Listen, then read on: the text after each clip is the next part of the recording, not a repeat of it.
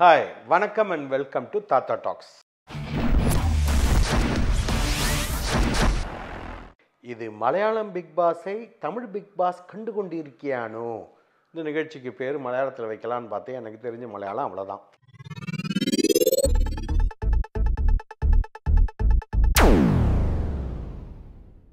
இந்த மலையாள பிக் பாஸில் ரதீஷ் எலிமினேட் ஆனார். யூஸ்வலாக எல்லா லாங்குவேஜ்லையும் எலிமினேட் ஆனாங்கன்னா ஒரு குரூப் ஆஃப் பீப்புள் அவங்களுக்கு பிடிச்சவங்க அந்த கேட்டுக்கிட்ட போய் அழுவாங்க. அப்புறம் அவங்க போனதுக்கப்புறம் உள்ளே ரொம்ப நேரம் அழுவாங்க. அப்புறம் 2வது நாள் நார்மல் ஆகிடுவாங்க. வாழ்க்கையில் பார்த்திங்கன்னா யாராவது இறந்துட்டாங்கன்னா சிலருக்கு அவங்களோட ரிலேஷன்ஷிப்பை வச்சு அவ்வளோ நாட்கள், சிலர் வருடங்கள், சிலருக்கு ரொம்ப நாள் ஆனாலும் அந்த இழப்பை தாங்க முடியாது. ஆனால் பிக் பாஸில் வந்து யாரும் சொந்தக்காரங்க இல்லை, ஃப்ரெண்ட்ஸ் இல்லை, ஒரே வாரம் தான் பழகியிருக்காங்க. அப்படி இருக்கும்போது இந்த எபிசோடில் பார்த்தீங்கன்னா ஜின்டோ தரையில் பிறந்து அழுகுறாரு. ரதீஷ் போயாச்சு, போய் அடுத்த நாள் அழுகுறாரு. அவருக்கு ஒரு வாய்ப்பு கொடுங்க, அவருக்கு ஒரு வாய்ப்பு கொடுங்கன்னு. கொடுத்த வாய்ப்பை கோட்டை விட்டு அடுத்த வாய்ப்பை கொடுங்கன்ட்டு அவருக்காக புலம்புற ஜின்டோ ஜின்டோக்கு கொடுத்த வாய்ப்பை பயன்படுத்துகிறாரா தெரியல. நீங்கள் தான் பார்த்து சொல்லணும்.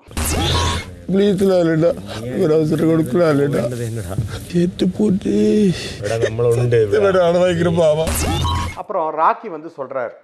ராக்கி எப்படின்னா அவருக்கு பெண்கள்னால் ஆகாதுன்னு நினைக்கிறேன். அதே மாதிரி இந்த கொஞ்சம் உயர்தட்டு உள்ளவங்களை கண்டா அவர் கோவம் வருது. அது ஏதாவது நடந்திருக்கும் அவருக்கு வாழ்க்கையில். பட் ஆனால் அனாவசியத்துக்கு அவர் போய் பறையினது, அதாவது அனாவசியமாக பேசுகிறாருன்னு சொல்ல வந்தேன், அது மலையாளம் வந்துருச்சு, மன்னிக்கணும். ராக்கி சொல்கிறார், நானும் போவேன் ஒரு நாள், நீயும் போவேன், விடுடான்னு சொல்லி விடுறாங்க. ஜாஸ்மின் அண்ட் கேப்ரி ஒரு லவ் பேர்ட்ஸ்ன்ற சாங்கு பின்னாடி போடுற மாதிரி அந்த கேப்ரியை போய் மேலே விடுறாங்க ஜாஸ்மின். இது வந்து ஒரு ஸ்ட்ராட்டஜியாக இருக்கலாம். மலையாளத்தில் அப்படி தான் போன சீசனில் வந்து பண்ணாங்க. என்ன மலையாளத்தில் எல்லா சீசன்லையும் அப்படி தான் லவ் பண்ணுற மாதிரி போயிட்டு கடைசியில் கைட்டு விட்டுட்டு அவங்க தப்பிப்பாங்க. ஸோ கேப்ரி வந்து பாவம் என்ன பண்ணுவார், இளம் வயது, தப்பு ஒன்றும் இல்லை.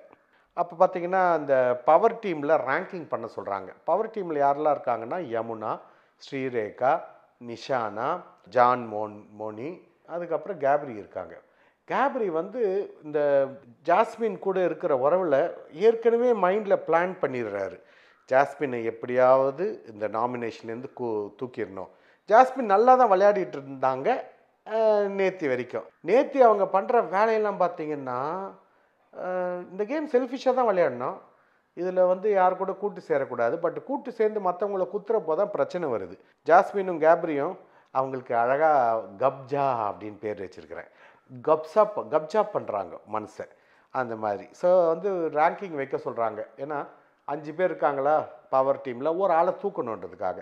யார் இருக்குதுலேயே வீக்கு அவங்க தான் வெளில வருவாங்க. நிஷானா வீக்கு. கேப்ரி வந்து பெருசாக மற்றவங்களுக்கு கொடுத்துட்டு தன்னை 4வது இடத்துல வச்சுக்கிறாரு. அதாவது ஸ்ரீரேகா நம்பர் 1, யமுனா நம்பர் 2, ஜான்மோல் 3, தாங்க 4, கேப்ரி 4, 5வதா நிஷானாவை போட்டு ரெடியாக பலி கொடுக்க தயார்படுத்திட்டாரு.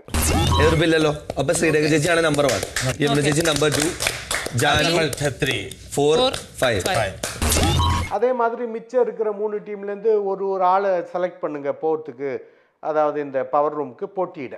3 பேரும் உள்ளே போகும்போதில் யாரோ ஒருத்தர் தான் அந்த 3ல். அப்போ பார்த்தீங்கன்னா இந்த ஜாஸ்மின் இருக்குது பாருங்கள், அவங்க டீமில் வந்து ஜின்டோ இருக்கார். ஜின்டோ சொல்கிறார் 3 பேர் தான் இருக்காங்க அவங்க, ஜாஸ்மின், ஜின்டோ, அப்புறம் இன்னொன்று. இந்த 3 பேரில் வந்து நான் தான் போவேன்ட்டு இவங்க 2 பேர் அடம் பிடிக்க. அப்போது அப்சரா கேப்டன் சொல்கிறாங்க, 3 பேரும் ஓட்டு போடுங்க, உங்களுக்கே நீங்கள் போட்டுக்கோங்க.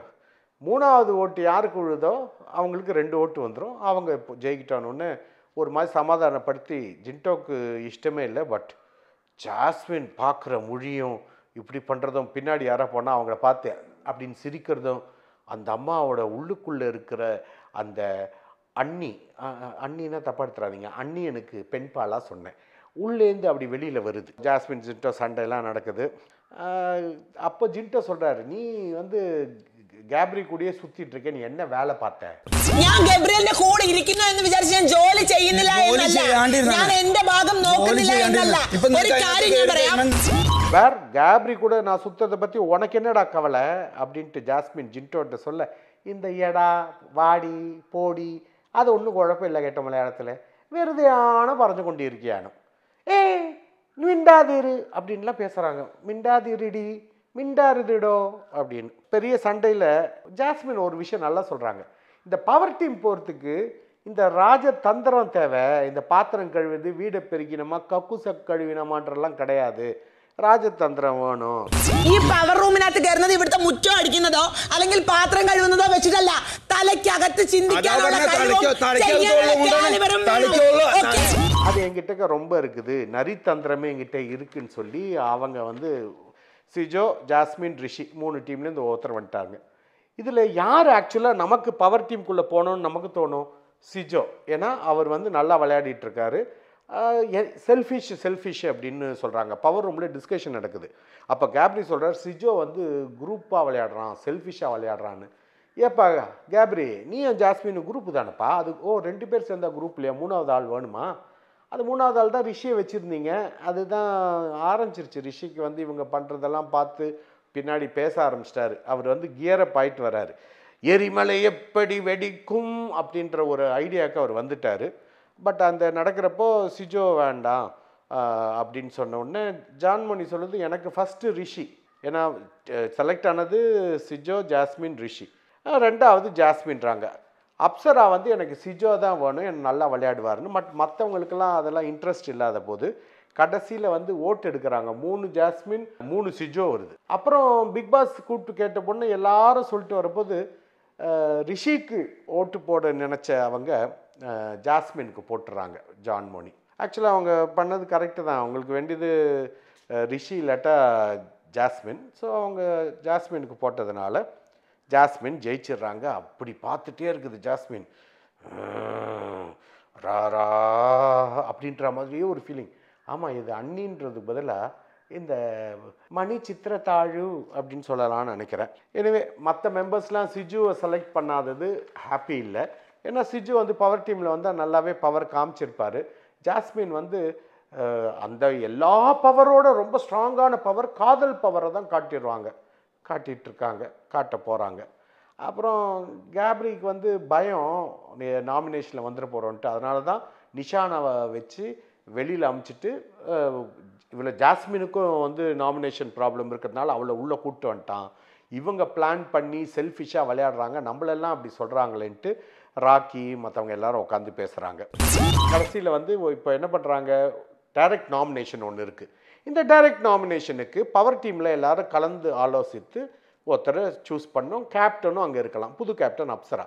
அப்போ எடுத்த உடனே 2 பேரும் இந்த கப்ஜா இருக்காங்களே, கேப்ரியல், ஜாஸ்மின், 2 பேரும் சேர்ந்து இப்படி பார்த்துட்டு நம்ம வந்து ரிஷி தான் நம்ம போடணும், ஏன்னா அவன் இப்படி, அவன் அப்படி, அவன் இப்படின்ட்டு சொல்கிற போது ஜான்மணி சொல்கிறாங்க, இது பாருங்கள், வெளியில் போய் நம்ம ஒரு பேர் சொல்கிறோம், மக்கள்லாம் பார்த்துட்ருக்குறாங்க, வேலிடான ரீசன் இருக்கணும், சரியான காரண காரியங்கள் இல்லாமல் ஒருத்தரை நாமினேட் பண்ணால் அது நமக்கு நெகட்டிவ் ஆகிடும். உங்களுக்கு வேணால் நெகட்டிவ் ஆகிறத பற்றி பிரச்சனை இல்லை, ஆனால் எனக்கு நெகட்டிவாக இஷ்டம் இல்லை, என் டீமை நெகட்டிவ் ஆக்க இஷ்டம் இல்லை. ஜின்டோ வந்து இதெல்லாம் காரணங்கள், இந்த காரணங்கள் லேடிஸ்க்கு இது பண்ணுறாரு, வாய் திறந்து ஏதோ பேசுகிறாரு, அவரை அனுப்புறது தான் உத்தமம் அப்படின்னு சொன்ன உடனே பயங்கர சண்டையாவது. விடுவாங்களா ஜாஸ்மின்னு? அப்போ உள்ளே வந்துடுது அந்த ராரா, அது வந்துட்டு ஆடுறாங்க. அப்போ ஜான்மோனி பயங்கரமாக தலைவரிச்சு, ஏய் இது என்ன, நான் ஆடுறேன் பாரு அப்படின்ட்டு அவங்க சண்டை போட்டு போயிட்டு தம் அடிக்க போயிட்டாங்க. போயிட்டு திரும்பி வந்து பிரச்சனை எல்லாம் ஒரு மாதிரி ஆகி போய் முதல்ல கத்துவாங்க. அதுக்கப்புறம் அன்னியனில் அம்பி வந்த மாதிரி நம்ம ஜாஸ்மின் வந்து போய், சேச்சி ஓ வாங்க ஜான்மோனி சேச்சி, நீங்கள் சொல்கிறதே கேட்குறோம் வாங்க அப்படின்ட்டு ஜின்டோவை நாமினேட் பண்ணிடுறாங்க. பட் இவங்க 10 தரம் சண்டை போட்டு வெளில வந்தது போனது இதெல்லாம் வெளியில் இருக்கவங்கள பார்த்தாங்க, கதவு திறந்துருச்சு. ஸோ ரிஷிக்கு ஒரு மாதிரி புரிஞ்சிருச்சு. அப்போது என்ன ஆகுது, நாமினேஷன் வைக்கிறாங்க. இவரை வந்து ஜின்டோவை நாமினேட் பண்ணிட்டாங்க, டைரக்ட் நாமினேஷன். இப்போ ஒருத்தராக ரூமில் போய் நாமினேட் பண்ணணும். அங்கே விட்டதை இங்கே பிடி அப்படின்ட்டு ஜாஸ்மினும் சரி கேப்ரியும் சரி ஃபஸ்ட்டு ரிஷியை போட்டு தாங்குறாங்க. 8 பேர் நாமினேஷனுக்கு வந்துட்டாங்க. அதை பற்றிலாம் கூட ரிஷி பிரச்சனை படலை. ஆனால் இவங்களோட ஆக்டிவிட்டீஸு, கேப்ரியும் ரிஷியும் நல்ல க்ளோஸ் ஃப்ரெண்ட்ஸு. அப்படி இருக்கும்போது நடுவில் ஜாஸ்மின் வந்தவுடனே அந்த ட்ரையாங்கிள் லவ், இல்லை ட்ரையாங்கிள் லவ்னு சொல்லலாம், அந்த ட்ரையாங்கிள் லவ் ஆனதில் ஒரு குழப்பத்திலே இருக்கார். இந்த கேப்ரி வந்து ஜாஸ்மினோட பிடியில் சிக்கிட்டு கஷ்டப்பட போகிறாருன்னு சொல்லிட்டு அந்த மாதிரி சமயத்தில் இவங்கெல்லாம் பேசிகிட்டு இருக்கும்போது ஆல்ரெடி கோவத்தில் இருந்த ரிஷி கிட்டக்க அப்சராவும் உட்காந்துருக்க, அப்சரா தான் கேப்டன், ஜான்மோனி போய் உள்ளே நடந்த விஷயத்த உண்மையாக சொல்கிறாங்க. ஆனஸ்ட். அது ரைட்டாக தப்பான்னு கேட்டிங்கன்னா, ஒரு தனியாக போய் பேசி ஒரு ஒத்த முடிவு எடுங்கன்னு சொல்கிறப்போ, உள்ளே நடந்த விஷயத்த நான் இதுக்கு ஓட்டு போட்டேன் அதுக்கு ஓட்டு போட்டேன்னு சொல்கிறது தப்பு தான். பட் மற்றவங்களுக்கெல்லாம் எப்படி கப்ஜா மேலே, அதாவது கேப்ரியல் ஜாஸ்மின் மேலே ஒரு ப்ராப்ளம் இருக்கும், அதே மாதிரி ஜான்மோனிக்கும் இருக்கலாம். அதனால் அவங்க சொல்லியிருப்பாங்க போல இருக்குது. இந்த மாதிரி நடந்த உடனேயும் அவர் கத்தலை, அவர் பாட்டு குவைட்டாக போகிறப்போ ஜாஸ்மின் ஹே ஏடா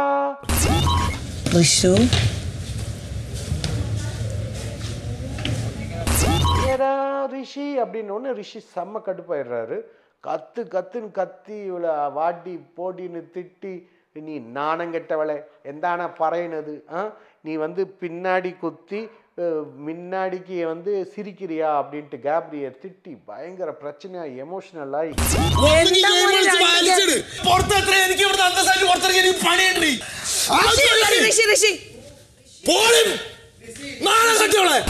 யூஸ்வலாக அந்த மாதிரி எமோஷன் ஆகக்கூடாது, அவர் கண்ட்ரோலில் தான் இருக்கார். பட் ட்ரிகர் பண்ணுவாங்க. இந்த கேம்லேயே ட்ரிகர் பண்ணுறது ரொம்ப ரொம்ப ஈஸி. எல்லா சீசன்லேயும் எல்லா லாங்குவேஜ்லையும் எல்லாரும் ட்ரிகர் பண்ணுவாங்க. இப்போது இந்த பிக் பாஸ் போக போக போக இது ஆர்கானிக்காக இல்லைன்னு தோணுது எனக்கு. ஏன்னா ஒவ்வொருத்தர் ஒரு ரோல் ஆகுது பார்த்தீங்களா வாய், ரோல் மாடலை எடுத்துக்கிட்டு அவங்கள பின்பற்றுறாங்க. ஜாஸ்மின் மாதிரி ஆட்கள் நிறைய நம்ம பார்த்துருக்குறோம். இவர் ரொம்ப வீக்காக இருக்கார். யார்? நம்ம ரிஷி. அவர் அழுது புரண்டு, இதில் கேப்ரிக்கு இந்த பக்கமாக அந்த பக்கமாக இருத்தலை கொல்லி எறும்பு மாதிரி இருக்கார். ஆனாலும் அந்த இனக்கவர்ச்சின்னு ஒன்று இருக்கு இல்லையா, அதுக்கு அப்படி போயிட்டுருக்காரு அவர். என்ன ஆக போகிறாருன்னு இன்றைக்கி பார்ப்போம். பாய்.